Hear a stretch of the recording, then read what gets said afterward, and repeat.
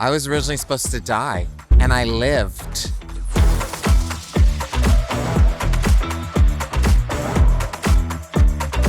What do you think made audiences take the leap on a show about a cursed island that they'd never heard of? I think Apple's strategy of releasing it very, very slowly helped because it became a water cooler show where people would say, have you seen this show?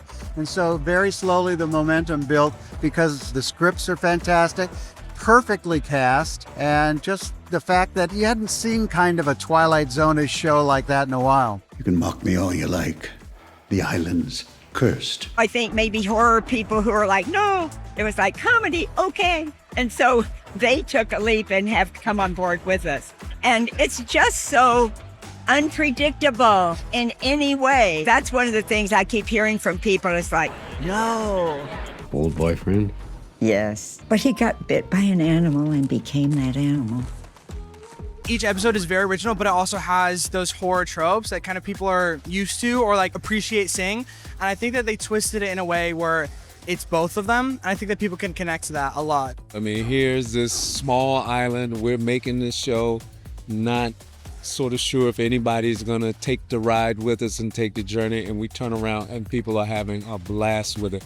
So I really think that Katie's belief in what she was doing and her willingness to stick with this project for almost 20 years, I think that has a lot to do with it. Please step away from the creepy house. I feel like maybe more people are like me than I hoped, where you just want to go to a cursed island. Like, I want to go to a cursed island. I want to walk around and see little terrifying nooks and crannies.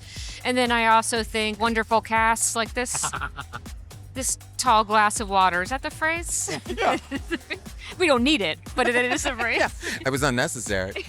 I think also it's uniquely of Katie's mind. I've known Katie for a minute, and it is so specifically her that I think because it's so specific, it's weirdly relatable in a big way. Why is there an ad? I don't have premium. What made you want to join the cast when you read the script? Oh, easy. The Sheriff Clemens is a father. And I think anytime we get a chance to speak for fathers, I'm always willing to step up and take on that challenge. Everything that I do in here, this latter part of my career, it goes with the script. And Katie Dippold's script was so amazing. She had worked for years on Parks and Rec, but she had written this script first. So this script has been around for 10 years, waiting to come out of her brain. And it's so fantastic that it did.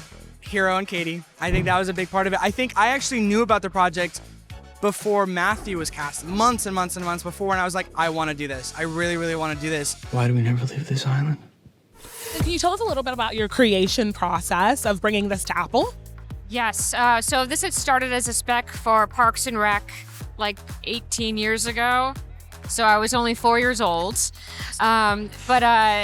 And I was 3.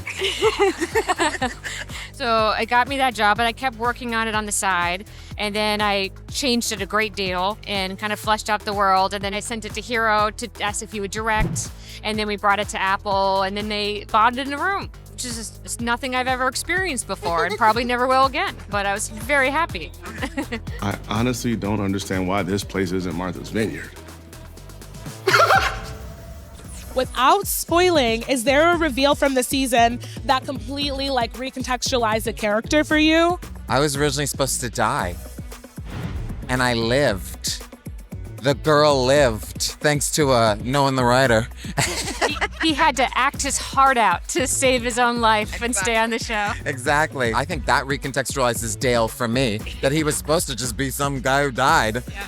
This place is... The emotional core of this show is the conflict between the mayor and myself. And this newcomer comes in and says, I want to bring people here. And I go, no, there are bad things happening here. As the show goes on, they come closer and closer to an understanding that weird things are happening on the island. And when season 2 comes up, they're going to be more on the same page. It's not over.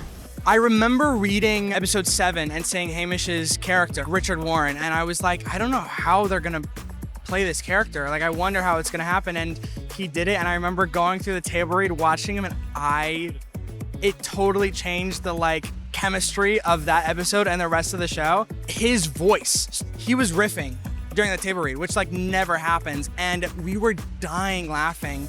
And I was like, put that into the script. It's so good. I think my favorite line that he added was just, he was in the box and he goes, "F you." Like, he added that. I am so sorry. Like, it's so, the writing is just so good from Katie and everybody, but then just the improv that some of the actors have is just, it's phenomenal.